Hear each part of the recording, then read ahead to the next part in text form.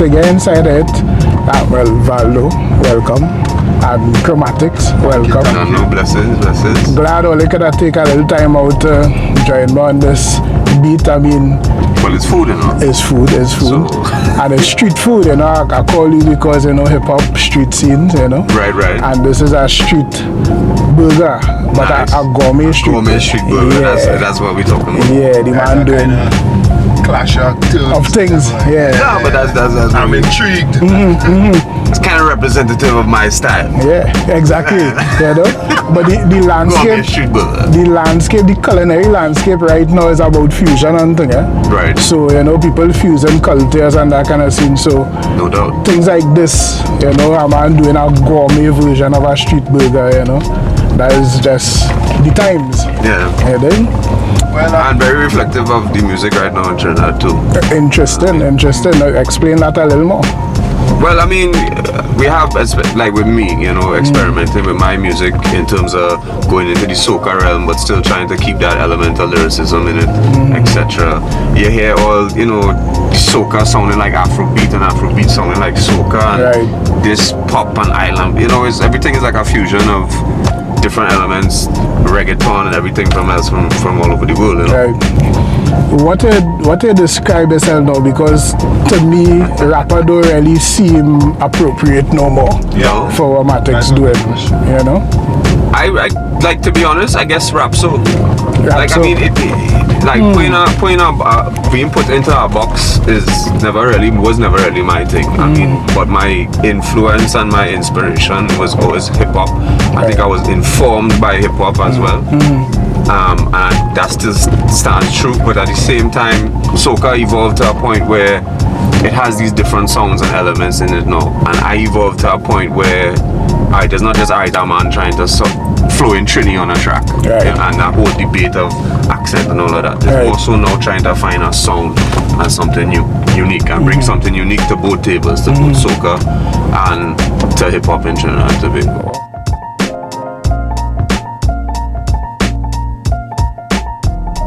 How deliberate that evolution was, because if it was natural or if it was planned. If you say, you see this, I'm gonna try something else. But what was the thinking behind opening up then to all the other parts of the cultural side of things, if you want to call it that?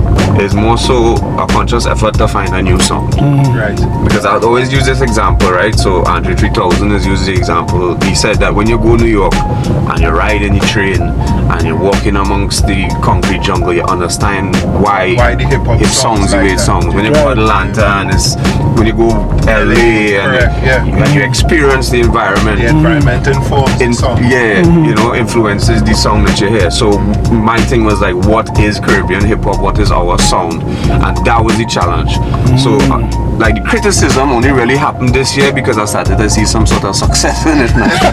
But people wouldn't have noticed that I've been trying it for a few years before and experimenting with song and different producers, you know, and just trying to bring something new to the table to both things. You know, if you want to call it hip hop, alright, this is what Caribbean hip hop sounds like. If it's soca, this is a man who represents a school of delivery and thought similar to a Bungie or a M1 or a Treason that I think is missing from this generation. Because them was like the last few to do that now in soca. I don't think it don't have any lyricists in the soca thing again, except for those cats now. You know.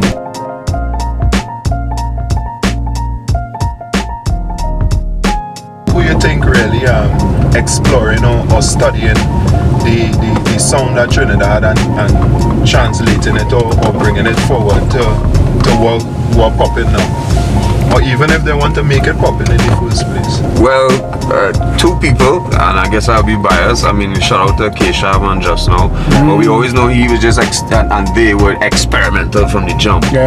But, for sure. But I think Static music is definitely a producer. I think that is, you know, playing with all those different elements, and you know, that's why when he gave me the opportunity to be on the Bang Rhythm this year, shout out to Doggy Slaughter as well too. It was something that just fit. Yeah, you know? I got through GBM and Daring too, you know. Yeah, Yeah. You know, with what he doing and how he treating the production. Yeah, definitely. He treated the production in a kind of very sparse, you know, like he has some sparse productions. Minimalistic sort real minimal, kind of thing. But what intrigued me about what he's doing is that it able to still capture the whole vibe now. Yeah. All the energy and everything, but in a real minimalist kind of form, and I find that evolutionary. Shout out to Casey Phillips too, and Precision, because I just listened to a podcast you were saying the other day too, and that's as his minimalistic style is something that he actually brought up. It's like when you're listening to the big pop songs like a Ed Sheeran or whatever, it might be 6, 7, 8 instruments, and a soca have about 60. You know, so it's kind of, you know, going down that element of creating space and ambience and something a little more mood to the music, you know. Yeah.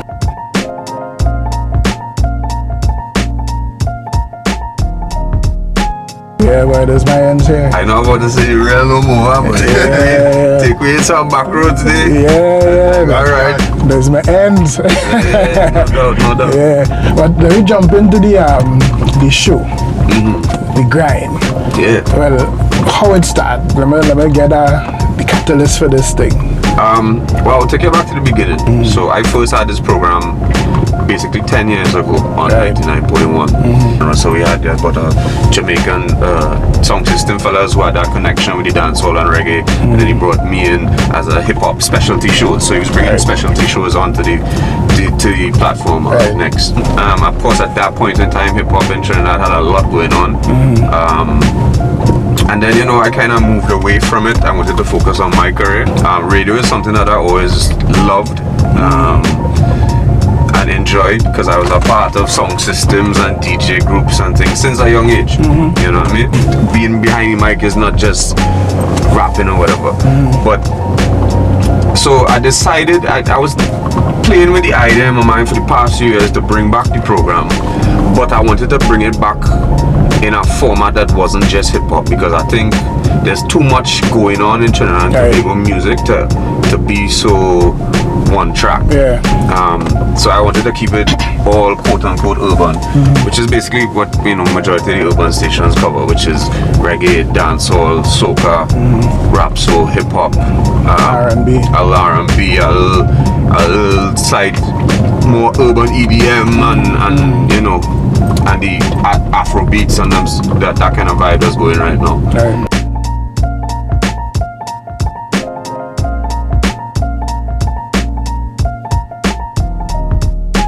You know, there's certain artists and certain songs that are huge, and we might consider them just hype.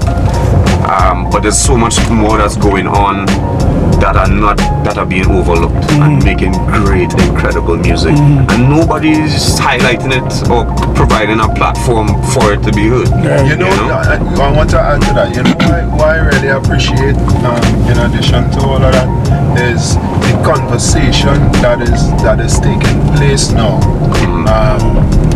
Well, through the interviews and things, because you could always say what you want about a track or a sound or what them you'd say and this and that, right?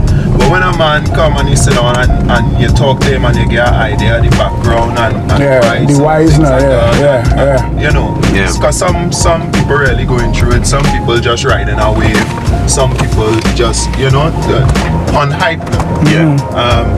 And people could tell through talking to somebody, and you're somebody familiar with most, if not all, the artists that come in, and you know, the information and the context of what they're doing is very important.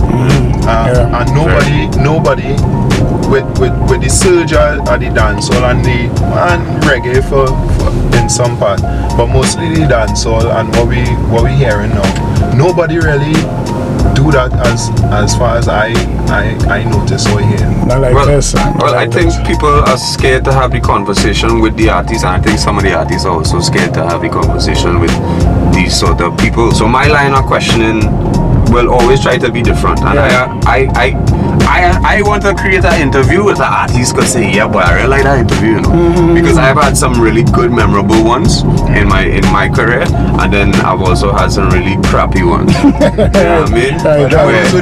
Where you know them had to pay the bills, so get on the radio, play a tune, who produce a thing by social media, give it a digit.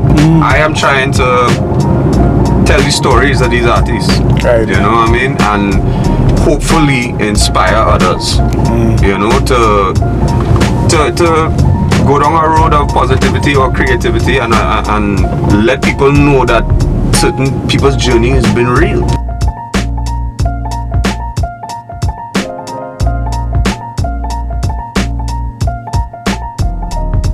Like even for instance, a man like Rome, right? The kind of success he's seeing now. People don't know how long Rome grinding out here, and they feel it's just so. So it's important. Rome sing Baran and thing. And So long before that, you know what I mean? And or even an artist like KG, who is very responsible for what's going on in the dancehall scene right now, and hearing his journey and hearing how we actually came up of how we going and make this thing pop, you know, and those sort of ideas and could be inspiration for others to do similar things. And I think that is really important. Just from a historical standpoint, is things that are interesting to know. And once they recorded and they're out there, nobody had to go back to reinvent the wheel, because what you see happening is they have a certain scene that was popular 10 years ago or 15 years ago, and then it just fizzled out. Nobody know what happened, and nobody know it's and documentation. Documentation, just raw journalism, because nobody really said it. You know, so that is another reason things like, you know, the work that you're doing important.